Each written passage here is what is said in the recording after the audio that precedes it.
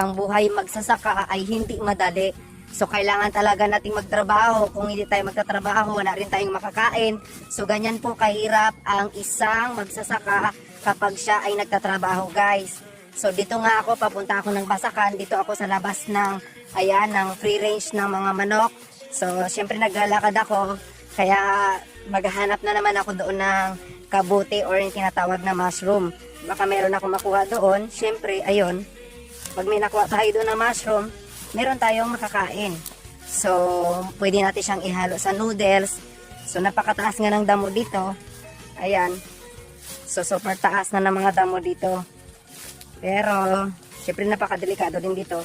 Baka mamaya may ahas, hindi natin alam na yung mga ahas dito ay dito lang pala pagala-gala.